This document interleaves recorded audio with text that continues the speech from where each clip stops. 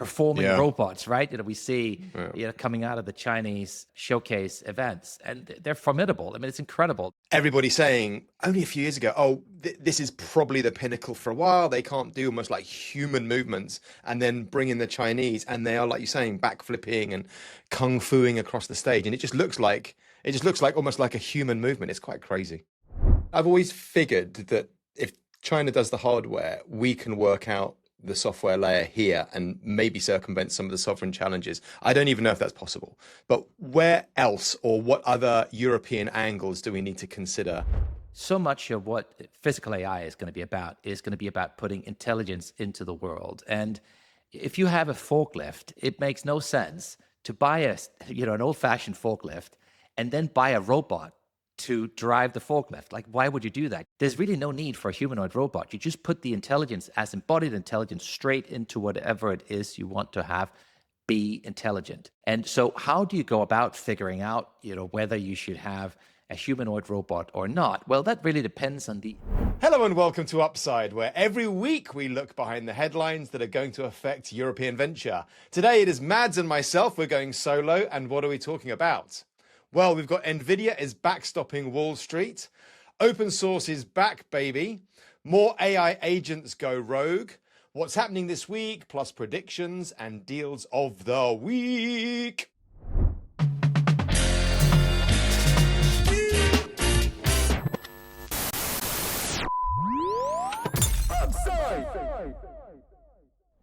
This show is not investment advice, and the hosts of this episode may be invested in the funds and companies featured.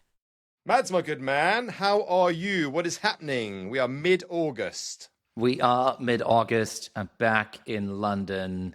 It's been a funny week, hasn't it? Well, thank you. It's been a funny week because in some respects it's been quiet, but in other respects there's so much to talk about. And the AI train just keeps training. And we'll unpack. Well, we were talking about the docket, weren't we? We were talking about, and I was looking at it going, blimey. I mean, we have some quiet news weeks, as we've kind of talked about before. We have some very busy news weeks. And I was looking at the docket last night, and we were talking this morning. I said, that we've got a lot. There's a lot on today, a lot of AI, and some interesting moves, especially in the finance bucket. To kick off, I thought we'd have a quick look at markets and economy. So we've got the FTSE flatlining around 1080, nothing really happening there. Stock 600 still up at around record highs of 660. The S&P also bouncing around at highs at 7780. So markets are holding. Asian chips back on a rip. So after some ups and downs, SK Hynix up 17% at time of pod, obviously. Samsung up 12% on AI spend news this week. So a bit of a roller coaster there. In the UK, Q2, the economy looked good, up 0.4%. Doesn't sound much, but same as the US, twice as much as Germany and France. UK up 1.2% year on year. VIX is calm. I mean, I think it's probably worth talking about why we are talking about it. And it's because there's continuous talk over the summer about whether we're at a peak market-wise and whether this is as good as it's going to get, and we're due a reset. And there are some indicators that would suggest that.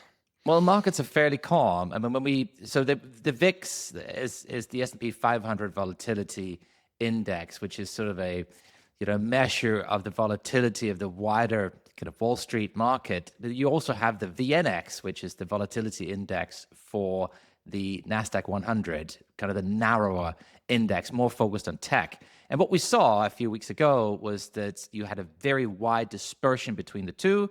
So the wider market was more calm, and the narrower tech market was much more volatile. In fact, at the time, you were in the 99th percentile. So the biggest discrepancy you'd seen between tech and the rest of the market, for a long, long time. Now, that has narrowed a lot now. You're still seeing the NASDAQ volatility is about 21. The tech volatility is about 6.6 points higher than VIX, so the wider market volatility. It all sounds quite wonkish, but I think the takeaway is that volatility in tech has declined, that volatility in the wider market has declined, and actually things are quite calm right now. We saw consumer price inflation news coming out in the US. The headline was 3.4, which sounds high, but core was 2.5. They were both a shade cooler than June. In some respects, you can say they were in line with expectations, but those expectations being met made Wall Street happy, and markets actually rallied, and we had S&P 500 up at a record high yesterday. So all seems fairly positive. Nothing burgers all round. How much does I mean, obviously we've seen the stocks kind of and the FTSE at record highs as well. How much we talk about the States a lot. And it's for good reason, because it is still the center of gravity for IPOs, markets, AI, M&A, blah, blah, blah. You name it, and the States is pulling. But how much do you think is how much do they affect us? Is it what was your old phrase that you used to love? The US catches a cold. The US sneezes, we catch a cold. Is that yes? Is that still the case? Old one. Yeah. No, well, that's an old saying, right? That's an old saying. And I think the US dominance has just grown. If you look at the discrepancy between, I mean, you were talking about the FTSE 100 earlier. I mean, that's become a footnote. It didn't used to be like that. It used to be much closer in size to New York Stock Exchange and the US markets. And now it's the US has just grown so much on the back of tech predominantly. Yeah. It's I remember reading not that long ago how European venture was growing 4 times faster than the States, and then AI, boom, everything out of the water. We've got and it's on a much smaller base. I mean, but yeah, it's great. I think they're pretty incomparable beasts right now. Anthropic looks to be going out to market at 2 trillion, maybe 3 trillion. Do you have any thoughts on this? It feels like this is crazy town, but any thoughts on the valuation? Given the revenue growth, I mean, you could argue that it's cheap, right? I think there's some analysts have been saying that speculation right now. I think the interesting facet in this is people are talking about an IPO coming up potentially for October, which would be right around the time of the midterms. I mean, how crazy is that?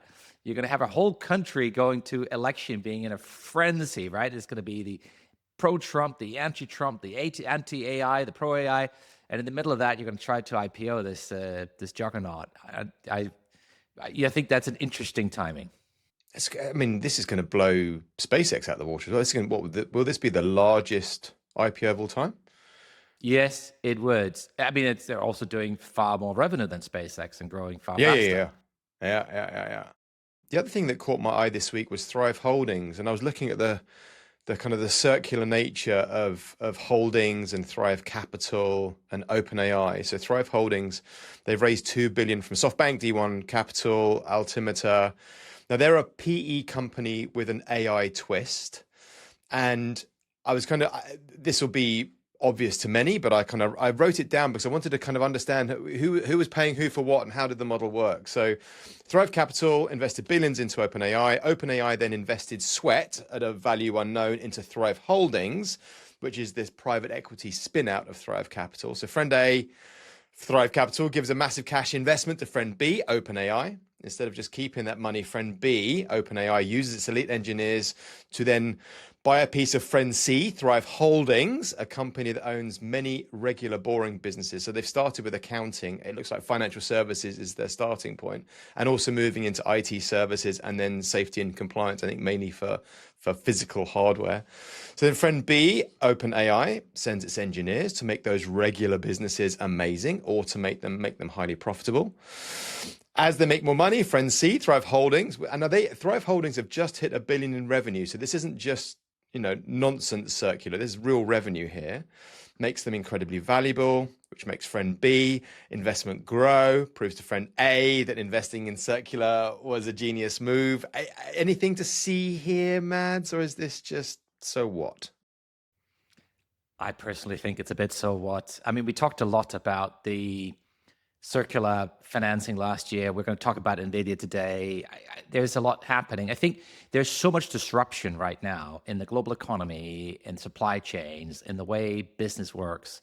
And part of that means there's massive opportunity, and people that are at the forefront can step in and take advantage and do good deals and make stuff happen. And I just think that's some of the stuff we're seeing. I don't know if there is other news coming out around Mistral and how they are working. Because they used to build their own models, but what they've been doing more recently is they're taking the Chinese open source models and Europeanizing them by, using their own body of corpus of data to retrain the models. So effectively taking the architecture that comes out of China, but then sort of creating a European version of that. And one of the most recent things that have happened is they've started to resell GLM, so incredible, Chinese open source model, more or less vanilla, without even changing it. So you're going from being a lab to being more of a neo cloud. And it's interesting. We've been following them. We've been following their journey and their transition from a model lab to a service provider with forward deployed engineers that have enterprise customers and do all the stuff you need to do to put AI into production, and cover all the engineering that goes into taking these powerful models and making them valuable in business. And I think that's what we're seeing with Mistral. That's what you're talking about here with Thrive Holdings. It's that whole opportunity to put AI into action in real companies doing real stuff. But that sounds more like the River AI deal. What Mistral is doing, I mean, River AI, so they're building an open AI stack that enables developers and enterprise to train, fine-tune open weight models on their own data sets. So they're trying to shift the enterprise away from the proprietary providers, the Claudes, the ChatGPTs. Would that be more of a comparison to what Mistral are doing? If that's the one that floats your boat, why not? I mean, it's the idea is always the same. It's how can we get AI, how can we take it from, yes, this is an incredibly powerful model that is sitting in our chat interface that you can use as a single user.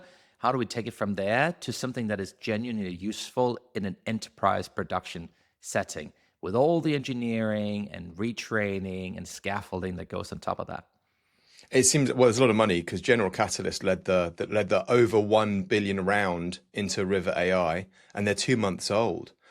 So obviously there's a lot of push, and I'm always intrigued as to how they're going to use Chinese open source or other open source open weight models to circumvent some of the more expensive models. I think there's going to be an interesting play as long as there's no either sovereign or kind of company risk. That's just a really interesting play. That'll lead to some maybe some serious price war stuff.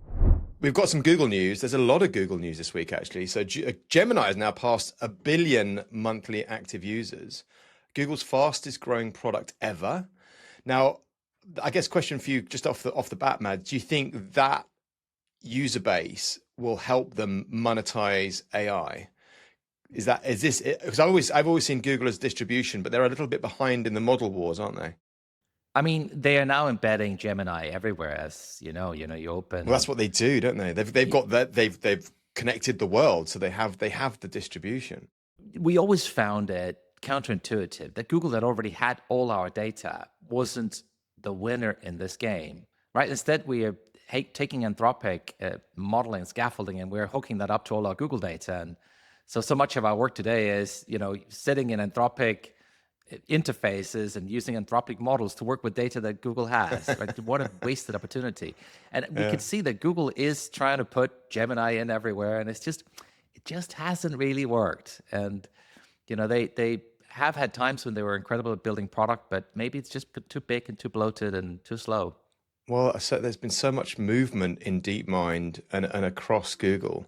There's another story about another 5 engineers that left DeepMind this week and have spun out and are raising 500 million. And Google's in talks to pay $1.5 billion to license, mechanize, and hire its staff. So it's only 100 days or so ago that they were raising a 9.1 million seed. The founder, Temei Besiroglu, is from the UK, studied at Cambridge. I love that fact. So it looks like Google is trying to buy in and maybe replace some of the brains that have left. There's this bit of a revolving door, get some more brains in to get up to speed, is my guess. I don't know if that's true, but that's my guess. So Google buying the IP and the team, but avoiding all the regulatory nonsense is really interesting, I thought. I don't know if this was the same as Microsoft did it with Inflection. So there's a very similar kind of deal, I think, where they're not trying to get stuck in regulatory whatever. They're just doing a circumventing deal. I don't know if that would work in Europe. I reckon we'll see more of that. So first on the docket, we are working out who is paying for AI. So the AI, as we've kind of talked a little bit about already, the AI circular financing arc is still cooking. Nvidia has lined up more than $500 billion, so no small beans here, of outside capital from the who's who on Wall Street, Apollo, BlackRock, Blackstone, Brookfield, Goldman's, blah, blah, blah, to finance its own customers and then offer to guarantee a quarter of it. So Jensen is now calling compute an investable asset class. Historically, infrastructure booms flip from equity to debt when conviction peaks. So this might come to your earlier point, Mads, about timing in the market. So railways and telco, blah, blah, blah, all behaved like this. When lending into a build out, it's a declaration that demand is now a certainty. So people wanting tokens forever is now investment grade is the thesis. I don't know if you agree with that. One analyst I read said that Nvidia is speed running a synthetic hyperscaler. Kind of interesting point. 20 years ago, simple vendor financing, but this is possibly a new spin. I don't know what's new. I don't know what you'd pick up on here, but what is happening with Nvidia basically financing through others? The model is interesting, and it's not, I think, like what we traditionally think of as vendor financing, because it's not Nvidia that provides the financing. They are underwriting a backstop, a guarantee for part of the deal, but it's money that's coming from other parties. There are 6 other kind of Wall Street firms like the BlackRocks and Blackstones and Goldmans of this world that are going to be providing the capital. And what Nvidia essentially says is, look, we're going to guarantee 25% of the value of the deal, so that when you and if you get to the end of the life of the asset and you somehow can't recover the money that's been provided, we're going to backstop that quarter. So there is some residual value no matter what happens. And I think it's brilliantly structured. I mean, once again, Jensen, he just seems to absolutely knock it out of the park. I think it's a great way for them to make sure that the industry has the money it needs without providing the cash themselves. And data centers, I saw the SEC ruled that data center securitizations don't count as asset-backed securities. So they're operating assets. So will this have any impact, do you think? Will this slicken the scale and ease of funding over there? Yeah, I mean, I think at the margin, maybe there is a 5% retention rule that falls away. So when if you securitize something, so let's say you originate a loan, and this is what came out of the 2008, a great financial crisis. There was the whole issue around people were underwriting loans and then packaging them and reselling them right away, retaining none of the risk. And a rule then was put in place that said, look, if you securitize that way, so if you're originating a loan, you're lending money to somebody, packaging it up and then reselling it, you have to retain 5% of the risk yourself. So the question is, when you do the data center work, are you going to be caught by that rule? And the SEC has said, no, it's not like underwriting a loan for a mortgage. It's an operating lease. There's a data center. It's different. So the 5% falls away. I think at the margin, yes, it might move, credit spreads a little bit, but this is a technicality. This is not what's going to make or break the market. The other thing that's always on my mind when I think about AI being infrastructure is the age of GPUs and the number of times these things need to be replaced. It's not like laying a train track or fiber and glass in the ground. This is a very, very different story. How does that fit here? And what are the renewal cycles, replacement cycles, and what is there a GPU age factor in here that we need to consider? But this has been the discussion for a while. I mean, Michael Burry, who was also one of the heroes of the GFC for having, foreseen the kind of the subprime mortgage crisis and profited mightily from it. He said, "Oh, it's this all over again," and people are not accounting correctly for the lifetime value of these, and they blow up because they get too hot and they get too old because new technology is released. Look, the truth is, CoreWeave, which is one of the large neo clouds, they've just the A100, which is one of Nvidia's processors. Oldies. It's one of the oldies, right? It's from 2020. Yeah. Now, CoreWeave have just come out and said we've just taken one of those A100 that's already 6 years old, and we have just extended the lease on a batch of those to 2029, fully priced. So that means they're charging full price for them all the way until 2029. Now, what most of the hyperscalers are doing today is they're depreciating them over 6 years. If they can live for 6 years on average, then you're going to make money at the prices you have. And CoreWeave are now saying, look, for some of them we can stretch the life to 9.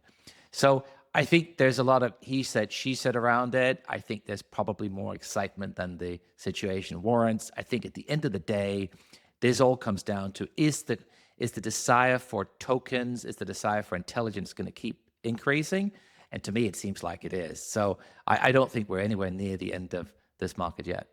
And I guess we see lots of stories of very basic equipment now being able to run incredibly impressive models.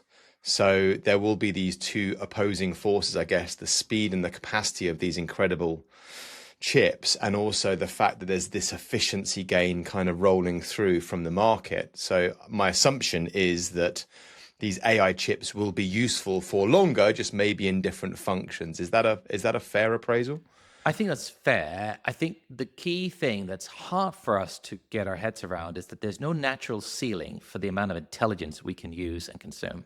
It's a strange thing. It's not something I think we're used to as humans. It's sort of like once we're all fed and watered and we all right? Nobody can use 5 yachts. Like there is sort of a capacity, a ceiling for human consumption. There's no natural ceiling for the consumption of intelligence. There's no point where we're saying, well, now we have all the intelligence we're ever going to need, because more intelligence leads to more questions, it leads to the need for more intelligence to answer the questions. So the more intelligence you have, the more intelligence you need. So it very much feels like, at least right now, and of course there will be a paradigm shift at some point, but right now we're in the, look, as far as the eye can see, this thing is just going to keep growing exponentially. You've kind of answered this already, but where does this all land for Nvidia? How do you kind of see this rolling out? Look, we talked about them and the full stack of assets they have from the CUDA, the networking, the GPUs. One of the things that's sometimes discounted is their open source assets. You talked about their Nemotron and how they've deliberately held it back and said, look, with Nemotron, our open source model, we were not trying to create a frontier model. We just wanted to have a good model, and it's a very good model. Now, they've now come out and said, look, Nemotron 4 is going to be a powerhouse. We put, a few tens of billions aside for GPUs to train that model. And effectively, the setup they're going to have is one where with their friends, like, look, let's take a step back. What has everybody been trying to do? All the frontier labs, they've said, look, we're spending a lot of money with Nvidia. Why don't we make our own ASICs, our own processors instead that can run the inference? So Google, they've had the TPUs forever, but everybody else, OpenAI, Amazon with their Trainium and their Infranium, Anthropic, they've all looked at this and said, we want to make our own chips. And Nvidia, they've said, look, as long as you're buying our chips, and we're going to keep our open source model back, and you can go and you can be Frontier Labs, but it's coming. Well, it seems it's coming now. And what they could say is, if you're a good one, we're gonna help finance the build out of your data centers. We're gonna make sure you have the capital you need. But if you're being naughty, we're going to send some open source after you to chip at your business. Is that where you think this is going to land? Oh, 100%. And I think you're going to see them. So they become the gatekeepers. Well, they are the gatekeepers. They are the gatekeepers. And it's just, Jensen is he's just been phenomenal at keeping at the front here. It's such a cutthroat industry right now. There's so much money at stake. Zuckerberg has published a 6,500-word essay asking to spread AI as widely as possible rather than concentrating it, talking about open sources, advocating really for this kind of open, everybody has access, restricting access to a few elite institutions will pose a greater risk than open distribution. Now, I'm kind of calling bullshit on this. Whenever one of these big tech giants comes out and makes a push for something, you kind of have to look behind the news as to what the real story is. So this is quite an interesting story, as in all the proprietary models that we're all using on an everyday basis. And now we've had these two giants come in and say, open, give everyone AI. Let's say it just feels like there's another leaning into the story. Well, with Nvidia, it's the good old, you should commoditize your compliments. And for Jensen Huang and Nvidia, it's obvious, the better open source models that are out there, the more inference we're all going to need, the more GPUs he will sell. So this is obvious. I think with Zuckerberg, I think he's trying to make a virtue out of necessity. He's saying a couple of things. He's saying that everybody should have super intelligence. That's what makes us safe. It's a little bit like the gun argument that's being used in the US, right? Everybody should have a gun, and then we're safe, and that's just demonstrably not true. So it's a bit of an odd argument. I think deterrence needs symmetry.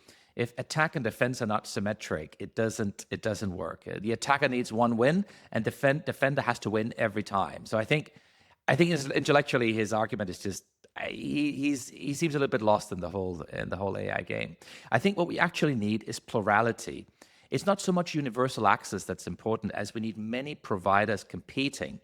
We can't be locked into one truth or one source of intelligence. There has to be many great models. Zucky's talking about building one open source model that the whole world can use. I think that's a scary thought. Well, maybe not if it's open source, but we don't want one model for everybody. We want lots of models, lots of competition, lots of diverging views and approaches. I think that competition is really, really important. The other thing Zuck has made a play for is distillation to be free. What do I mean by that? Or what does he mean by that? Well, first of all, what is distillation? As we know, LLMs, they're probabilistic models. And what I mean by that is they are models that say, look, given a certain sequence of words, what is the most likely next word that should be written into the sentence? And it sounds bonkers. How can that work, right? Just a stochastic parrot that strings words together. Well, it works. And it's magic. It works pretty well. And what is distillation? Well, how do you work out what word to put next? Well, you do that by looking at lots of existing words and sentences and texts and seeing how were they put together. And distillation is asking really, really smart models difficult questions and then seeing how they string words together and then distilling that and putting that into your own model and using that to train your own model. Everybody does it. Everybody's using that as an approach. Anthropic has said, and others have said, listen, you really aren't supposed to use our models to train your best models. You're not allowed to take Fable, which we've spent billions of dollars developing, and use that to train an open source model and give that away. Fine. Zucky is saying, look, this is wrong. Information wants to be free. Distillation should be allowed everywhere.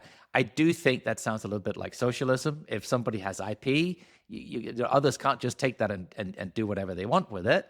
I think there should be an element of, look, I got my terms of use. You can be a customer here. You can pay. But if you do that, you have to follow the terms of use.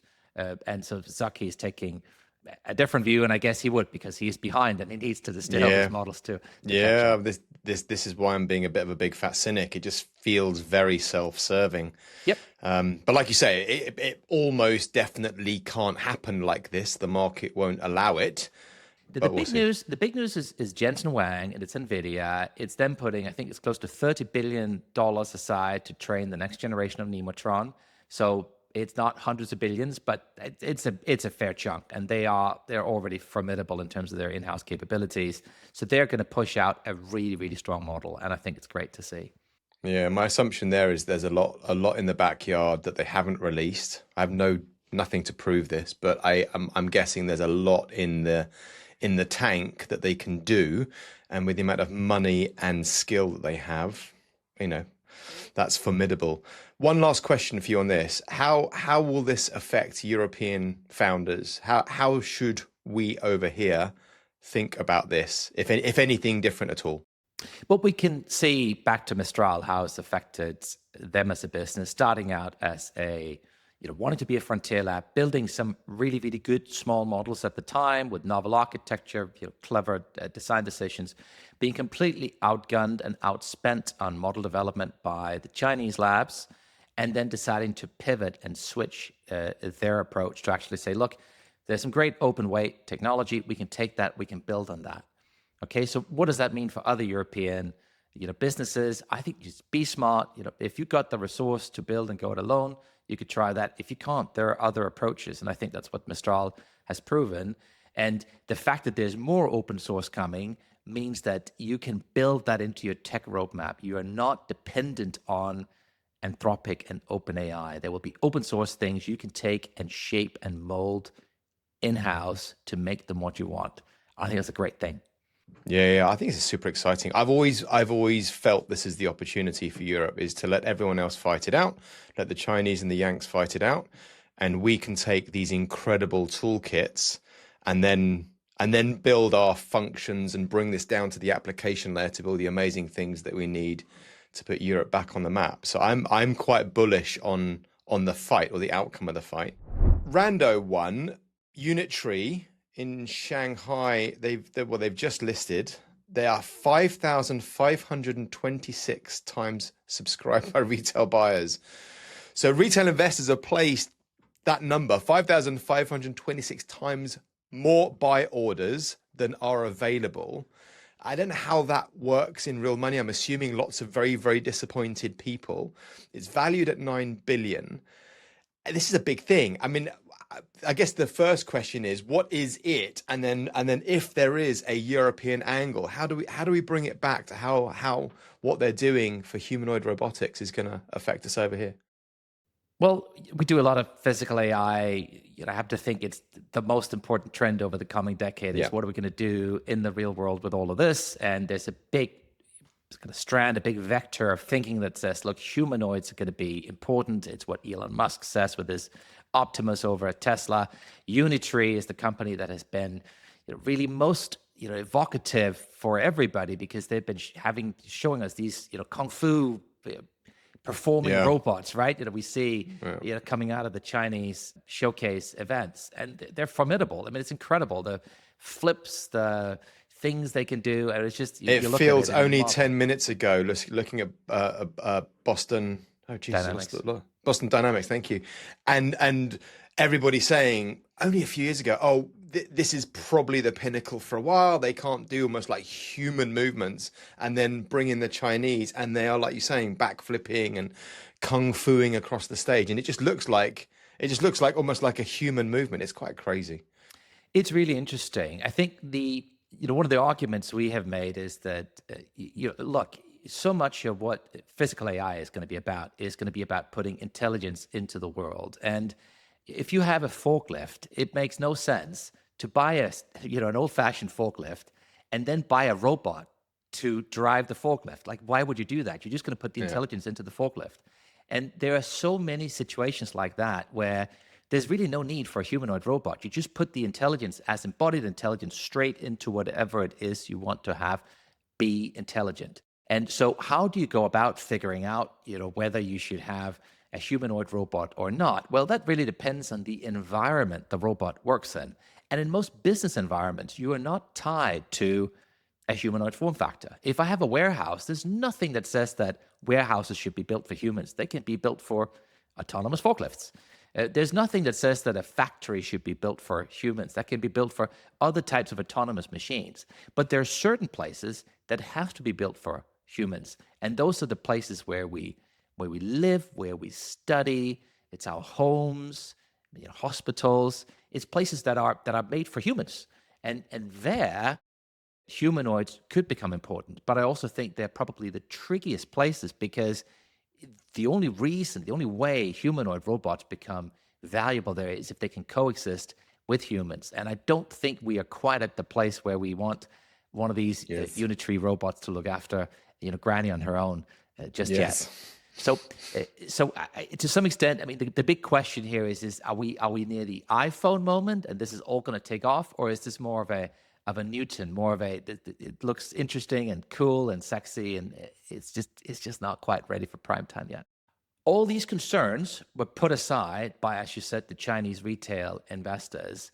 There was a $900 million were raised on about a $9 billion valuation, so about 10% of the company was sold. They haven't floated yet. That's quite a small float. They're going to float. Oh, okay. 10% is not uncommon. 10 to 20%, it's not uncommon. They're going to float next week. There's real revenue. Okay, so there's about 250 million, about $250 million in revenue. They're selling quite a lot of units.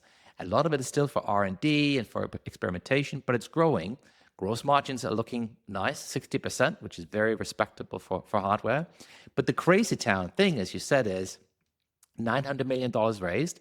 Of that, about 200 million had been set aside for retail investors.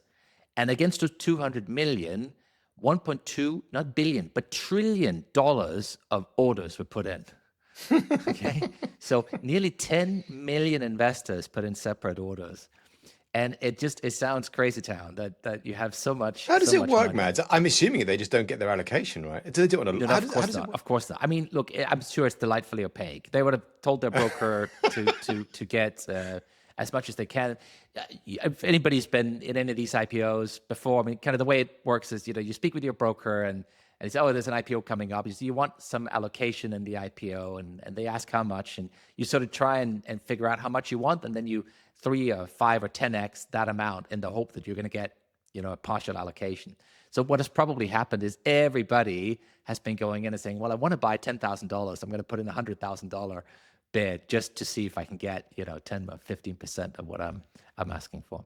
If China does the hardware, we can work out the software layer here and maybe circumvent some of the sovereign challenges. I don't even know if that's possible.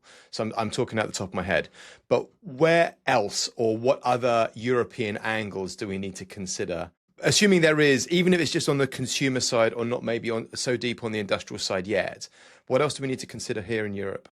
European companies like Humanoid, that's based here in the UK, are trying to, if not go head to head, then certainly compete with the likes of Unitree.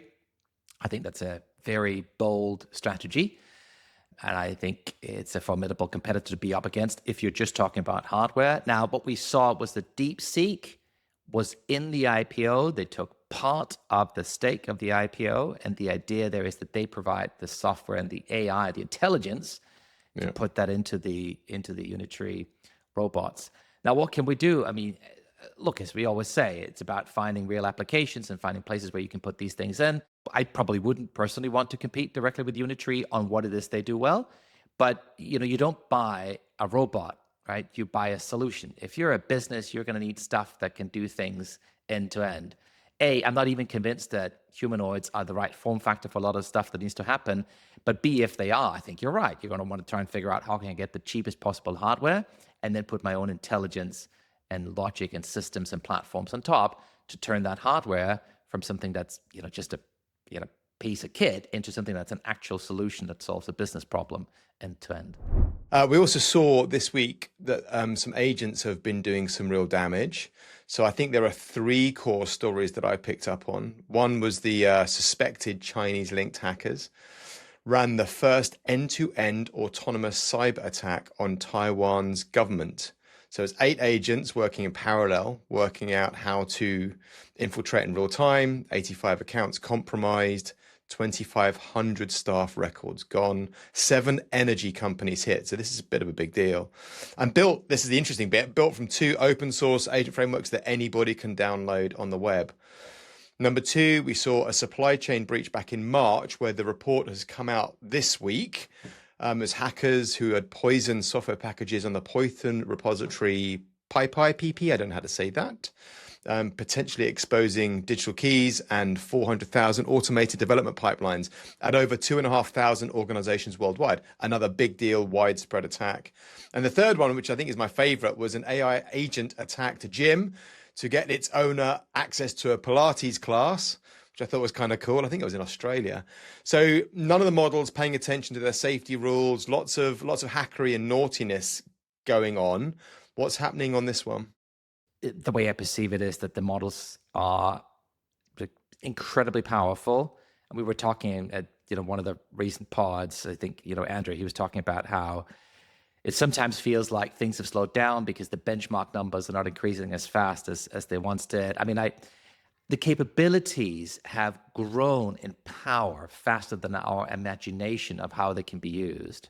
You're taking some of these examples. I mean, so the gym, the hacking of the gym, it's not even a real hack, right? It's just there was a completely open system that allowed somebody to go in and cancel somebody else's booking. Fine, and so he could get his own spot. I love it. I don't know, and it's great. Okay, so that needs to be patched up. I mean, clearly the 2 other ones are far more serious, and the staff records, the nuclear safety regulator in Taiwan, that's a biggie. Yeah. Right. That's a biggie. And I think the truth of it is, if somebody on the other side who was responsible for security had told, Opus or, Fable and sit down, spend half an hour to look at where the issues might be, it would probably have been patched up. But nobody did because nobody thought about it. And people didn't think that there was the risk there is. And it's just it's really a wake-up call, I should be for everybody, that these models are so powerful, and get out and patch your stuff. And it's really not that hard. Like, the models are great. Well, it's the same right? toolkits, right? I mean, It's the we've same said this many toolkit. times. It's, AI will fix itself. I think maybe in some of the older, more stuffy, more bureaucratic organizations, some of this is going to be quite difficult to implement, is my assumption. Is that fair? No, I think it's fair.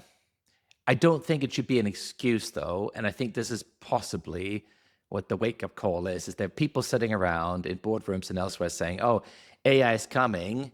Let's, put in place a 12-month, roadmap to try Yeah. and work out what that means." Guys, you don't have 12 months. You need No, to, it's here. if you don't have people in-house today, you need to get some consultants in next week to do pen testing using these tools on your kit. Like, you don't have time to waste. Yeah. And Yeah. if you don't, you are deliberately negligent. Yeah, yeah. And I think on the Taiwanese side, they know that China is it has all of this skill and all of the people. They know that these things are looming. So I guess there's even less excuse for non-action Yeah. with them. Last on Now, the list. it's always easy to point fingers. I mean, I think the truth is the capabilities have just grown beyond the pace of what anybody imagined, right? It's so powerful today. A couple of articles this week talking about education and prosperity. Something we don't really talk about education necessarily, but obviously we are talking about growth, prosperity, the UK economy a fair amount. And our national story has always been that growth is stuck because the skills are lacking. So the idea being fix education, prosperity follows. It feels quite logical. But the data, it looks like that is backwards. Is it education first? I don't know. I mean, what's first, the chicken or the egg?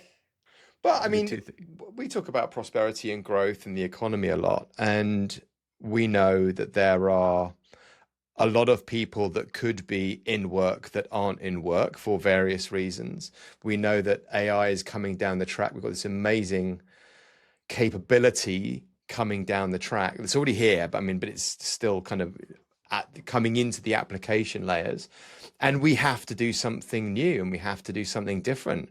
So is it, I guess, as the UK, focus on education, get more people into AI, tech, doing things? I mean, which angle would you poke it from? If you take a step back, the big question here, big conundrum that I think the UK and maybe also wider Europe has been wrestling with. No, so the Blair government, New Labour, they had a huge push to get more people into university education and had formidable results coming out of it. And the UK became a global leader in getting people a degree, getting them into university. And you would have thought, well, isn't it great? We've got this incredibly well-educated workforce that should lead to prosperity, to high wages, phenomenal results for the economy.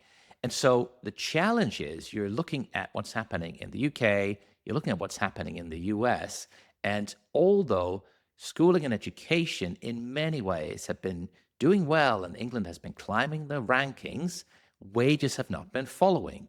American plumbers are earning 90% more than British ones. You could maybe say, great, there's a lot of data centers being built, and maybe they need some water for cooling. Fine, that's good for the plumbers. If you look at uneducated Americans, so a low literacy American, they earn about $30 an hour, and 2/3 of them are in work. That same group in Britain, they earn $20, and fewer than half are in work. So what the analysis, and Bern Murdoch, he released some of the data in his article in the FT, are saying is that even though England in many ways has been better at educating its population than the US, the economic output in the US has been much, much better. And I think this is the conundrum people are wrestling with, because it was always said, look, education is the silver bullet, and if we just fix education, everything else will follow. And Bern Murdoch is saying, not so fast. But I remember years ago you could do David Beckham studies at whatever ex-Polytechnic, now university. So is it the fact that we're not training plumbers and we're training I don't know, social media gurus. I don't know. Maybe it's the content rather than the number of people getting degrees. Well, there's 100% a huge issue there. I mean, there's sort of a question of, should you, basically enable people to and encourage people to study just whatever they want? There's sort of been this saying of just follow your passion and everything else will come. The challenge we have is that, yes, we are still sending a lot of people to university, and a lot of them end up taking degrees that they're not making much money out of, and they end up with student debt, and it's not a good cycle. And the challenge is, so the IFS, the Institute for Fiscal Studies, they've kind of tried to analyze what are the degrees that pay themselves back, that are positive investments, or good investments. And some of them are really, really bad. If somebody studies, if a man in the UK studies creative arts, the cost, the value of that degree over their lifetime is a negative £100,000. Really? So you never make back what you have studied. The society never makes back the investment that was made. And we know we don't have enough engineers. We know we don't have enough people, in certain professions. Yet we seem to have it be quite open in terms of what people go off to study, and you can get your student loans, and you can get kind of that support from the government, no matter what you study. And the question is whether we can still afford a system that is completely uneconomical in that way. Isn't the answer to that quite obvious, where you almost do the Australian point system, where they say we need more engineers, therefore the cost of that course is subsidized, whatever, 90% with regards to 10% for David Beckham studies? Isn't that part? What would you do? I guess a bigger question. What would you do? You're working in number 10. We should invest in the stuff that gets a return on investment. And this is not to say people shouldn't be allowed to study creative arts. It's just possible that the government can't fund it. Right? I think there's some of these luxury things, some of these wonderful things that we have said, and this is not just in universities, it's across society. We're going to get a whole bunch of hate mail from creatives now, you know that. And listen, let them send it in. I think the truth of the matter is, unless we have a successful economy, we won't be able to afford any of it, and none of it is going to matter anyway. Right now, the public finances are creaking. If we don't make changes to the way UK PLC operates, the country will be broke in a matter of decades. That's just the way it is. It's completely unsustainable with the burden of welfare, pensions. We know that many parts of education is underfunded. Healthcare is creaking. Something has to change. Prioritize, right? Put it in context and prioritize. Yeah. And the way you prioritize is you invest in the stuff that gives you a return on investment. And that's where we have to start. And then, maybe once the finances are in place again, we can start to sort of more freely give money out to all the stuff that doesn't return the capital that's put in. But right now, it just doesn't feel like we can afford it. I'd like to think that's not that offensive and fairly doable and obvious. But we'll see. Also, you have to kind of put these things financially in context as well. Something else that made the waves this week was Anthropic watermarking Claude outputs, sort of saying that we have a way. It's back to the probabilistic models. Right. So imagine that, you've got the probabilistic model and it's generating a text for you.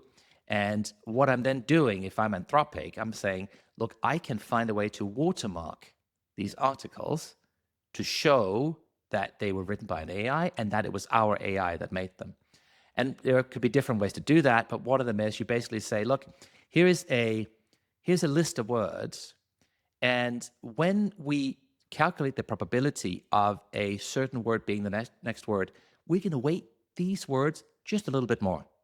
Not enough to be humanly perceptible in a text, but just enough that a computer statistically can see, these were the words that were used, therefore it was created by this model, and it's AI generated by Anthropic. Now, as some people have pointed out, if you wanted to circumvent that, you take the output, you put that through another model that's going to chop up the words slightly differently, and the watermark disappears. But, okay, fine. This was sort of something that made waves this week. It reminds me of that story of the American professor who was so upset with the amount of homework that was AI generated that he worked out how to put in the instructions for the homework. I think it was something like use the word Madagascar somewhere in the output. So every single paper that was returned to him for homework was if he found the word Madagascar, he knew that it had been AI generated in some way. So it reminds me of that. I've got a prediction for you based on the the Google Mechanize deal. I reckon we're going to see more of these reverse acquihires in Europe. We've talked a little bit about the Microsoft Inflection deal. I think there's going to be more in the next 12 months. So I'm going to keep an eye out for that. That's my core prediction. Do you, sir, have a deal of the week? Cambridge Aerospace. Boom. They've just announced a $300 million Series C at $3.4 billion valuation. Now, the company is still quite fresh, incorporated in the September 2024, so just a few years. They fielded things with the MOD just 19 months later. What do? They make motors for rockets. Well, what is a motor for a rocket? Well, you've got different types of rockets. You have those that are propelled forward by liquids, and you have those that are propelled forward by solids. And if it's a solid, it's called a motor. And is it? That's what they make. And why solids? Well, this is because the types of things they make are counter-drone rockets. And you want these things to be able to sit around, and be ready for when you need them. So that if a drone that's not supposed to be somewhere pops up, boom, you can knock it out of the sky and quickly.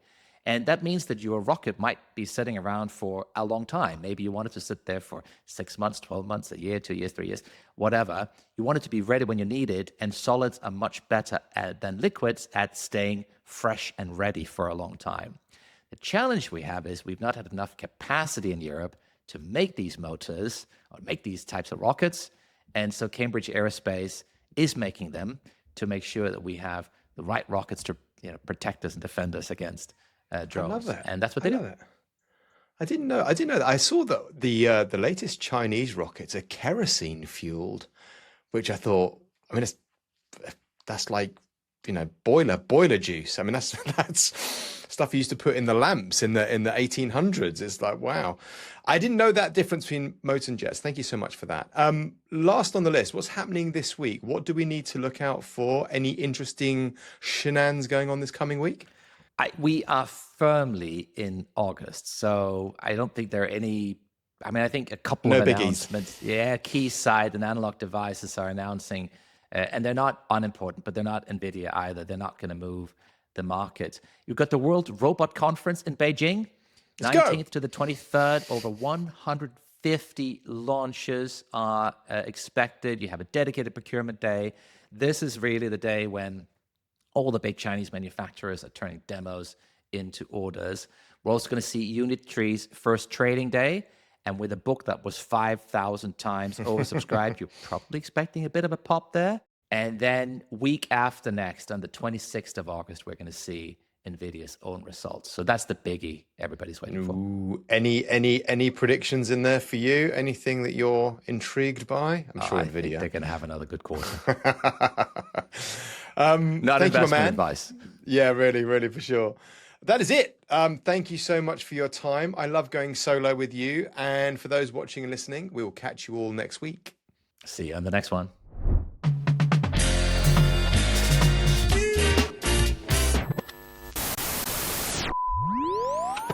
Upside.